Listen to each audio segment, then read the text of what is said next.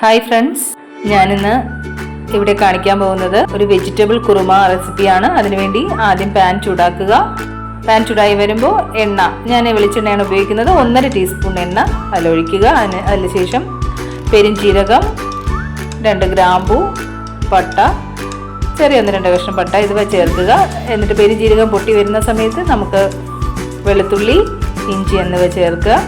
അതിനുശേഷം നമുക്ക് ചെറുതായിട്ട് അരിഞ്ഞു വെച്ചിരിക്കുന്ന ഉള്ളി, ഒരു സവാളയാണ് ഞാൻ എടുത്തിട്ടുള്ളത്, അത് ചേർക്കുക.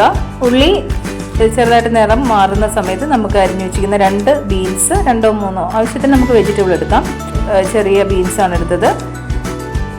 2 പച്ചമുളക്, പിന്നെ 2 ഉരുളക്കിഴങ്ങ് എടുത്തിട്ടുണ്ട്.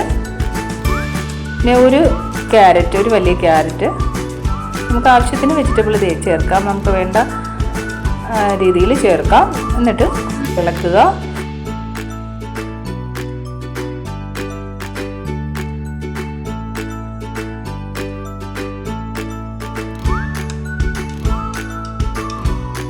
നന്നായി ഇളക്കുക. അതിൽ കറിവേപ്പില ഒരു തണ്ട് ചേർക്കുക.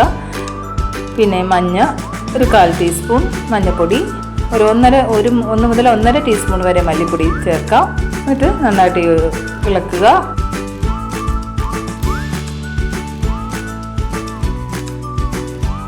ചൂടുവെള്ളം, വേവാൻ എപ്പോഴും നല്ലത് ചൂടുവെള്ളമാണ്. ചൂടുവെള്ളം ആവശ്യത്തിന് ചേർക്കുക. 1 ഗ്ലാസോളം ചൂടുവെള്ളം ചേർക്കുക.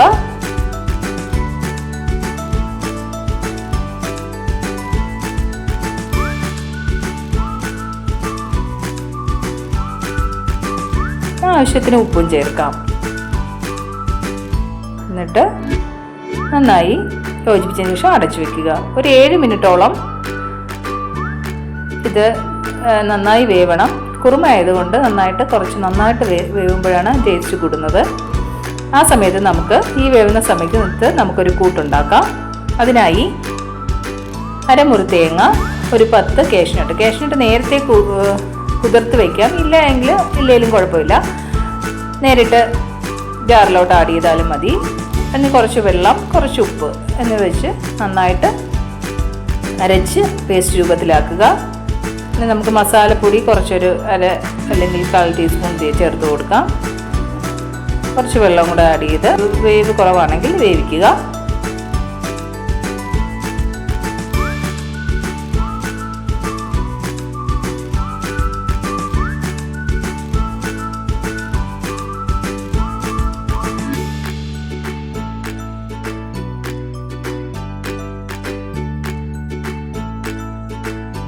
ഒന്ന് വെന്തിട്ടുണ്ടെങ്കിൽ നമുക്ക് ആ പേസ്റ്റ്, നമ്മൾ അരച്ച് വെച്ചിരിക്കുന്ന കൂട്ട് അതിൽ ചേർക്കാം. കൂട്ട് ചേർത്തതിന് ശേഷം നമുക്ക് 2 മുതൽ 3 മിനിറ്റ് വരെ ഒന്ന് തിള വരുന്ന സമയം മതി. കൂടുതൽ നേരം വേവിക്കേണ്ട കാര്യമില്ല. അത് കഴിഞ്ഞതിന് ശേഷം നമുക്ക് സ്വാദിഷ്ടമായ വെജിറ്റബിൾ കുറുമ റെസിപ്പി റെഡിയാവും.